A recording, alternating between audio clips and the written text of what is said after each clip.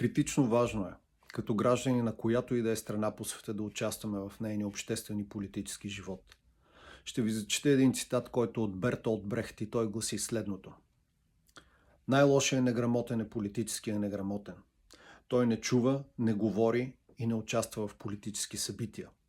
Този неграмотен не знае стойността на живота, цената на боба, рибата, брашното и не разбира, че цените на всички тези неща зависят от политически решения. Политическият неграмотен издува гърдите си и се хвали с това, че мрази политиците.